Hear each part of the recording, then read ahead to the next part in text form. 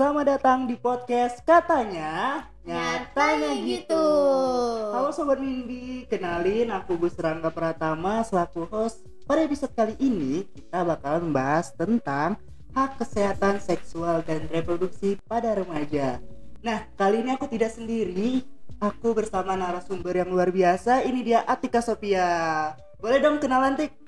Halo Sobat Mimbi, kenalin aku Atika Sofia, Youth Facilitator PKBI Daerah Riau nih. Oke, kesibukannya selain jadi youth facilitator apa aja nih, Tik? Nah, mungkin untuk sekarang nih Bang Rangga, aku masih kuliah dan juga ikut beberapa organisasi lain gitu. Sangat produktif ya. Iya. Ini udah dia remaja teman-teman. Nah, tadi aku sudah menyebutkan bahwa kita di episode kali ini bakalan membahas tentang HKSR atau hak kesehatan seksual dan reproduksi pada remaja. Nah, teman-teman, pasti kalian bertanya, kenapa sih ini penting untuk dibahas? Isu ini kenapa penting untuk dibahas terusnya pada remaja? Aku bertanya sama Tika, kenapa sih Tik ini penting untuk dibahas? Nah, penting ya teman-teman kita membahas soal hak kesehatan seksual dan juga reproduksi karena seperti yang kita tahu ya, kita tuh adalah remaja dan akan menginjak ke tahap berikutnya nih Bang, gitu. Kita penting untuk menjaga diri kita, kesehatan kita sendiri nih supaya kita tidak terjerumus kepada hal-hal yang tidak kita inginkan nantinya, seperti itu. Oke, pernah nggak Tika jumpa kasus nyata terkait remaja yang tidak paham tentang hak reproduksinya? Oh iya, ada nih Bang, kebetulan contohnya itu di sekitar aku nih teman-teman. Jadi pas aku SMA gitu ada salah satu orang di sekitar aku, anaknya tuh umur bisa dibilang masih SD nih teman-teman, sekitar 10-11 tahunan. Jadi dia itu terkena pelecehan seksual oleh gurunya sendiri teman-teman, di lingkungan sekolah seperti itu. Jadi sangat miris gitu. Jadi dia nggak tahu batasan dirinya, dia nggak ngerti bagian mana sih yang nggak boleh dipegang dan lain sebagainya gitu. Jadi kan sangat disayangkan. Betul, seperti betul. itu. Nah, aku melihat banyak sekali orang tua bahkan guru di sekolah masih ragu untuk memberikan edukasi terkhususnya organ reproduksi. Paling belajar di biologi mata pelajaran biologi. Nah, menurut Tika kenapa sih guru atau orang tua tuh masih ragu untuk memberikan edukasi ini terusnya pada remaja? Padahal ini sangat penting gitu. Seperti yang Tika tadi sebutkan, ada bagian tubuh yang tidak boleh dipegang orang lain. Itu mungkin lebih ke stigma sendiri sih. Di setiap daerah kan kayak tabu gitu ya, mau membahas soal kesehatan seksual dan reproduksi itu rasanya tabu banget. Mau bilang soal ini itu tuh rasanya tabu teman-teman. Tapi itulah yang harus kita benahi sebenarnya gitu. Jadi sebenarnya hak kesehatan seksual dan reproduksi itu pendidikan dasar. Kalau misalnya kita sampaikan dengan benar dan sesuai dengan jenjang usia anak, itu tidak masalah teman-teman, dan tidak tabu dan harus diberitahukan kepada anak kita itu sendiri untuk mencegah hal-hal yang bisa dibilang kita tidak inginlah hal tersebut terjadi kepada anak kita seperti Seperti itu. kasus pelecehan ya Tika. Iya, itu dia Bang. Oke. Nah, menurut Tika hak reproduksi apa sih yang sering dilanggar di negara kita ini? Mungkin kalau misalnya hak reproduksi itu kan tadinya ada 12 ya teman-teman. Nah, bagi aku nih Bang Rangga, anak-anak itu kadang kan, atau misalnya remaja atau orang dewasa bisa dibilang itu dia susah memilih gitu. Dia tidak bisa mengambil kendali akan dirinya gitu.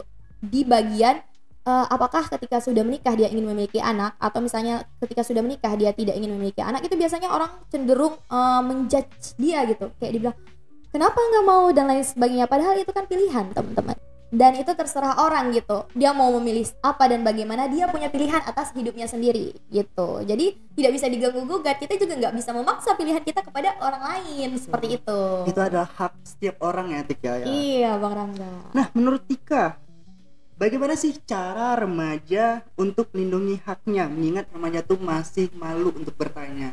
Oke, kalau urusan melindungi hak, kita tuh harus mencari lingkungan teman-teman. Kita tuh dibentuk oleh lingkungan kita, bukan hanya diri kita sendiri ya. Karena ketika kita lahir kita kan nggak tahu apa-apa ya Bang Naga. Keluarga itu jadi madrasah pertama kita, lingkungan itu membentuk kita pada akhirnya. Gimana lingkungan kita ketika kita sekolah dasar, sekolah menengah pertama, sekolah menengah atas, bahkan hingga saat ini gitu. Jadi carilah lingkungan, bersamalah dengan orang-orang yang bisa mengembangkan kita seperti itu. Bersamalah dengan orang-orang yang bisa kita bilang itu gak akan ngejudge kita, tapi membimbing kita seperti itu. Jadi kita gak malu gitu untuk menyampaikannya. Dan juga Kalau misalnya teman-teman mau di PKBI, Betul. Picksmart Salah gitu satu ya. yang bergabung dengan Picksmart dan Star PKBI ya. Iya, Tika. benar sekali Bang Rangga. Nah, menurut Tika, apa sih dampak jika remaja tuh tidak mendapatkan akses tentang kesehatan reproduksinya? Nah, hal-hal yang tidak kita inginkan akan terjadi, teman-teman. Contohnya misalnya terkena penyakit kelamin, terkena pelecehan seksual dan lain sebagainya. Karena itu tadi bermula dari tidak tahu, tidak mengerti bagian mana. Apa sih yang harus dihindari? Nggak tahu. Karena memang kita tidak diajari dan kita juga tidak mau belajar, tidak mau mencari. Karena bisa juga karena ke stigma tadi bahwasanya belajar hak kesehatan seksual reproduksi tabu. Iya, betul. Ngapain kita belajar itu dan lain sebagainya. Seperti itu Bang. Tadi itu hal yang penting ya untuk kita cari pelajari. Sangat penting. Bagaimana sih cara menjelaskan konsep pendidikan seksual agar tidak dianggap vulgar nih, Tik? Karena tadi Tika sudah menyebutkan bahwa hal tersebut masih tabu didengar orang-orang.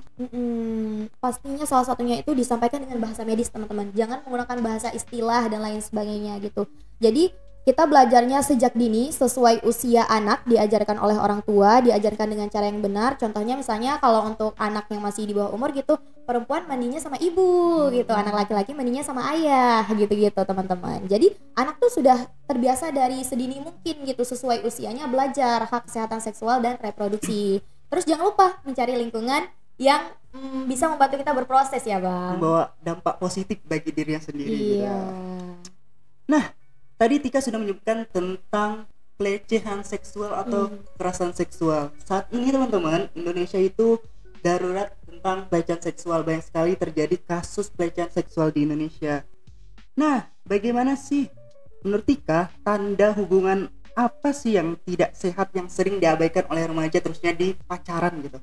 Oke, kalau misalnya pacaran itu mungkin awal-awal texting yang berlebihan ya teman-teman. Texting yang mengarah ke arah yang 18 plus dan lain sebagainya gitu. Itu pas awal-awal biasanya. Terus kalau misalnya intensitas bertemunya sering Bang Rangga, itu menyentuh area-area yang seharusnya tidak disentuh dan lain sebagainya. Itu area pribadi dan privasi kita seperti itu. Namun biasanya anak remaja ini sudah terbawa emosi dan lain sebagainya dan bisa saja melakukan hal-hal yang tidak diinginkan seperti itu. Jadi dihindari perilaku berpacaran yang beresiko, teman-teman. Nah, kenapa sih korban pelecehan seksual atau kekerasan seksual ini takut untuk melapor, entah itu melapor ke guru, ke orang tua, bahkan yang pihak berwajib, Tik? Iya, biasanya itu karena malu duluan. Stigma masyarakat kan, ih apa sih udah digituin, umbar-umbar dan lain sebagainya. Nah inilah kesalahannya teman-teman. Kita merasa bahwasannya kekerasan seksual itu tabu dan harus disimpan sendiri gitu. Dan pelaku juga merasa dia nggak mungkin nih kasih tahu ke orang tua, dia nggak mungkin kasih tahu ke orang sekitar. Nanti kan dia juga yang malu dan lain sebagainya. Nah hal itulah yang harus kita benahi teman-teman. Hal itulah yang mengapa kita harus belajar hak kesehatan seksual dan reproduksi karena kita menghindari hal-hal yang tidak diinginkan terjadi, apalagi pelecehan seksual seperti itu. Apalagi korban tuh sering disalah-salahkan ya, Tik. Terusnya pakaian kamu gini. Jadi korban tuh merasa malu untuk melapor terusnya ke orang tua bahkan pihak berwajib. Iya. Nah, langkah apa sih, Tik, yang bisa dilakukan teman untuk membantu temannya yang menjadi korban dari pelecehan seksual sendiri? Nah, yang pertama ditenangkan dulu ya kalau misalnya dia korban pelecehan seksual. Nah, karena kita nih posisinya teman sebaya nih Bang Rangga, jadi kita harus mencari bantuan dari orang yang lebih ahli atau lebih tua daripada kita, atau mencari tempat yang bisa mengayomi teman kita tersebut seperti itu. Jadi nanti kita meminta pendampingan di situ. Jadi kalau misalnya korban pelecehan seksual itu nggak bisa yang sembarang kita bilang, oh diam aja, oh ini aja, oh itu aja, itu salah banget teman-teman. Jadi harus berhati-hati seperti itu. Betul. Nah, bagaimana sih Tika merespon jikalau ada orang atau teman yang sering mengejek seseorang yang punya orientasi seksual yang berbeda dari dirinya? Oke, kalau soal orientasi seksual itu di luar konteks agama dan lain sebagainya ya teman-teman. Dalam hak kesehatan seksual reproduksi itu mereka memang punya pilihan pribadi teman-teman. Jadi ketika mereka punya pilihan pribadi, kita harus menghargai pilihan mereka gitu. Kita tidak bisa memaksakan pilihan kita kepada orang lain juga tidak boleh memaksakan pilihan mereka kepada kita gitu. Karena kembali lagi di sini kita punya hak untuk memilih dan dipilih seperti itu. Nah, apa sih yang seharusnya dilakukan oleh orang tua atau sekolah untuk menciptakan lingkungan yang nyaman untuk menerapkan HKSR di kehidupan sehari-hari. Ada nggak tipsnya?